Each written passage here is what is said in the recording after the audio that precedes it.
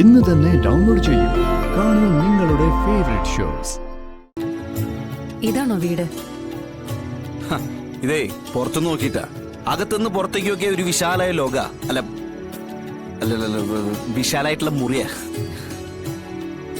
എടാ ഒന്ന് പറഞ്ഞു കൊടുത്തേ. ഏട്ടത്തെ വന്ന് കേറി കാണേ, കണ്ട ഞെട്ടും. എന്ത് ഇവിടെ വല്ല പ്രേതബാധയുണ്ടോ?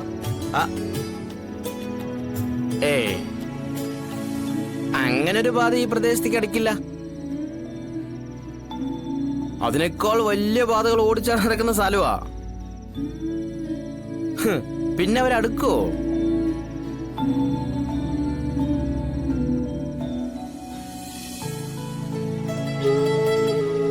എന്തായാലും ഞാനൊന്ന് കാണട്ടെ. ഇഷ്ടപ്പെട്ടില്ലെങ്കിൽ ഞാൻ നോ പറയേ. വരണോ അകത്തേക്ക്?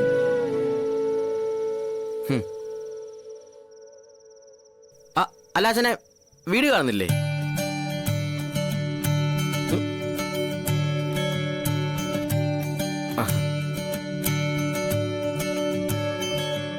അതെ, ഏട്ടത്തെ അമ്മയ്ക്ക് ഇഷ്ടപ്പെട്ടാലേ വാടക കാര്യത്തിൽ തീരുമാനം ഉണ്ടാക്കാൻ പറ്റൂ. ഞാൻ എന്തെങ്കിലും പറഞ്ഞ് ഒപ്പിക്കും. കട്ടിക്ക് കൂടെ നിന്നോളണം. ശരി ബ്രോക്കറെ. കമലൻ, അതാണ് എന്റെ പേര്. ഇനി പറഞ്ഞില്ല കേട്ടോ. ഓ ആയിക്കോട്ടെ.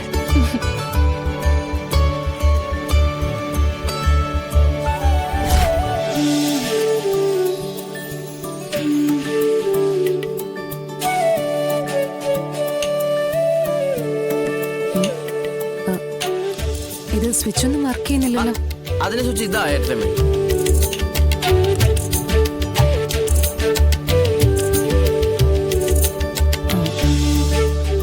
ചുമരുകളൊക്കെ പെയിന്റ് പോയി മങ്ങിക്കിടക്കുക.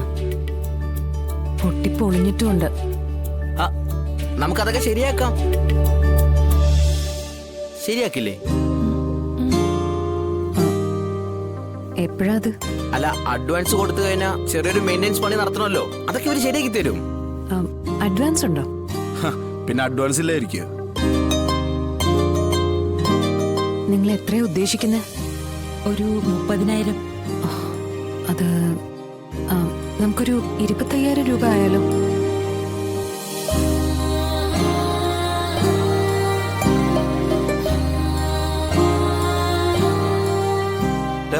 അടുക്കള അവിടെ ഇല്ല.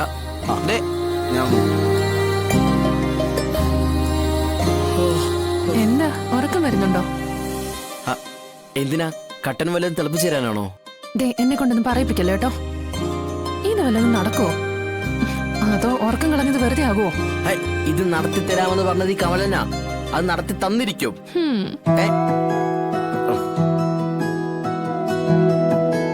കാശിന്റെ കാര്യത്തിൽ കളക്ടർ ഇത്തിരി കട്ടിയാ.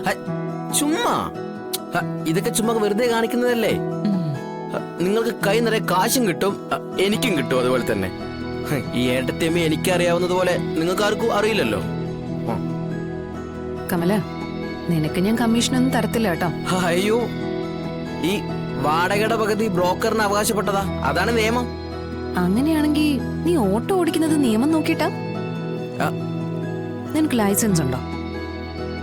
അല്ല, എന്തായി? ഇഷ്ടപ്പെട്ടാ?